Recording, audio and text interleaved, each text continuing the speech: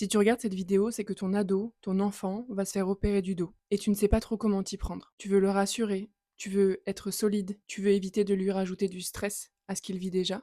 Mais tu as sûrement l'impression de marcher littéralement sur des œufs. Et peut-être que tu te demandes, mais est-ce que je dois en parler?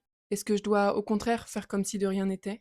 Est-ce que je dois tout expliquer? Est-ce que c'est à moi de le faire? Est-ce que si je fais ça, ça va l'angoisser encore plus? Dans cette vidéo, je vais te partager 3 erreurs fréquentes que les parents font avec la meilleure intention du monde et ensuite 3 façons simples de faire autrement pour accompagner ton enfant, ton ado avant l'opération sans lui déposer ta propre peur dessus. Si c'est la première vidéo que tu vois de moi, je vais me présenter, je m'appelle Suzanne Loriou et je suis coach en épreuve de santé. J'accompagne des adultes et des enfants avant et après une intervention chirurgicale, notamment une opération du dos, pour préparer le mental et l'émotionnel pour arriver le plus serein le jour J. Je sais que côté parents, c'est souvent très très intense parce que c'est la chair de votre chair et qu'on veut absolument protéger son enfant et je le comprends. Et en même temps, on est pris dans cette situation où on ne peut pas tout contrôler. Donc l'idée aujourd'hui, c'est vraiment de dédier cette vidéo à vous qui vous posez aussi beaucoup de questions. Je le sais parce que j'ai parlé avec plusieurs d'entre vous dernièrement et que vraiment le travail qu'on fait en séance est hyper utile pour vous, mais aussi pour vos enfants. Maintenant, on va parler des 3 erreurs les plus fréquentes que je vois au quotidien. La première erreur, c'est minimiser. Dire des phrases comme «T'inquiète, ça va aller» ou «Tu verras, ça passe vite» ou par exemple cette phrase qui dit «Ça sert à rien d'y penser». Ça part d'une bonne intention, rassurer votre enfant, votre ado, mais pour lui, ça peut être vécu comme OK, ce que je ressens, c'est trop, donc je vais devoir le garder pour moi. Et c'est souvent à cet endroit-là qu'on en vient à perdre le lien. Toi, en tant que parent, tu vas sentir que tu perds le lien.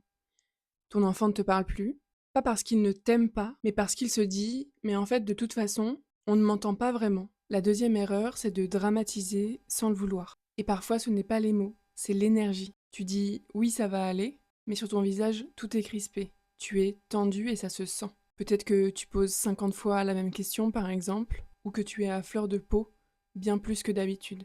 Sache qu'un enfant, un ado, ça capte tout. Et il peut se dire, mais en fait, si mon parent est dans cet état-là, c'est que c'est vraiment très très grave. Et donc ça, sans le vouloir, ça va amplifier énormément le stress de chacun. Et la troisième erreur, elle va peut-être te surprendre, mais je la vois de plus en plus en ce moment, donc je me permets d'en parler aujourd'hui. Cette erreur, c'est de ne parler que du médical. Tu vas rentrer à telle heure, tu seras à jeun, voilà ce qu'a dit le chirurgien, voilà ce qu'on doit acheter, voilà le protocole. Tout ça, c'est très utile, j'en conviens totalement. Mais si on ne parle jamais de la peur, de la colère, de la honte, de la tristesse, de la fatigue aussi, alors ton enfant peut avoir l'impression qu'il n'y a pas de place pour son vécu intérieur. Or, ce qu'il vit, ce n'est absolument pas juste un planning. C'est une épreuve dans son corps, dans sa santé, dans ce qu'il a de plus cher, dans son identité aussi, dans son rapport aux autres et au monde. Maintenant qu'on a dit tout ça, on va aller regarder quelques pistes qui peuvent être mises en place assez facilement, assez rapidement, pour justement faire autrement. La première piste, c'est de valider ce qu'il ressent. Ça ne veut pas dire dramatiser, ça veut dire je te crois. Et tu peux dire des phrases très simples, par exemple, je comprends que ça te fasse peur. C'est absolument normal que tu sois stressé. Tu as le droit d'être en colère. Même moi, à ta place, j'aurais ces émotions. Une chose à bien intégrer ici, c'est que quand tu valides, quand tu comprends, quand tu écoutes, ce que tu crées, c'est de la sécurité. Et souvent, un enfant, un ado a plus de chances de se calmer quand il se sent compris que quand on lui dit de se calmer. Une deuxième piste aussi à aller regarder, c'est de oser aller parler des tiennes, mais sans les déposer sur lui. Parce que oui, toi aussi tu as peur et c'est complètement normal. Le piège ici, c'est soit de tout cacher, soit de tout lâcher sur lui. Et l'équilibre, par exemple, ça peut être je suis inquiet, je suis inquiète aussi, parce que je t'aime, mais sache que je suis là.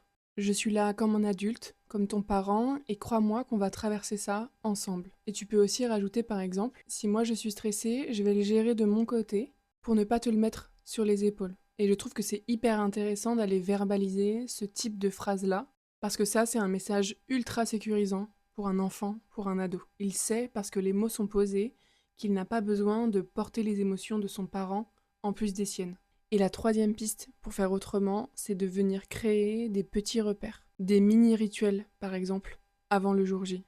Pas un truc énorme, pas un truc complètement perché, mais juste des points de repère qui rassurent. Par exemple, un moment fixe chaque soir de 10 minutes où vous vous posez ensemble, juste à deux, sans distraction, sans écran, où il peut dire ce qu'il a sur le cœur ou juste, tout simplement, être avec toi.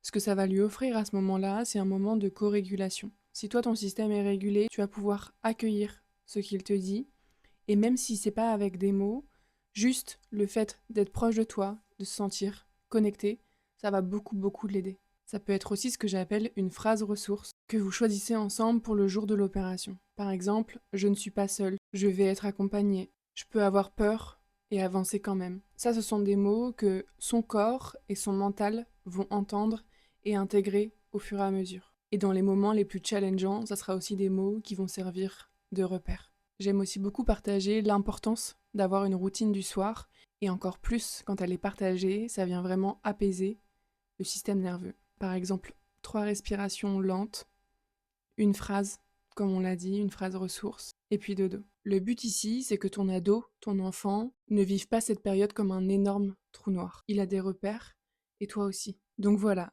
si tu devais retenir qu'une seule chose de cette vidéo, c'est vraiment que tu peux accompagner ton enfant sans minimiser, sans dramatiser, sans surprotéger. L'idée, ce n'est absolument pas d'enlever toutes ses émotions, mais c'est de lui montrer qu'il peut les traverser et qu'il n'est pas seul pour faire ça.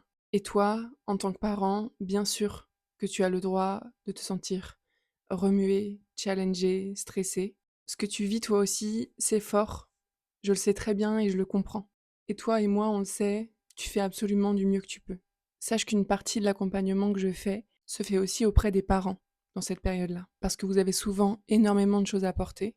La logistique, les peurs, l'émotionnel. Et dans tout ça, le fait d'essayer de rester solide. Si tu veux être guidé avant l'opération, avec des outils concrets, avec un cadre clair, j'ai créé un accompagnement en visio qui s'appelle Prépa Sérénité Do, qui est aussi adaptable aux peurs des parents ou des proches de la personne qui va se faire opérer.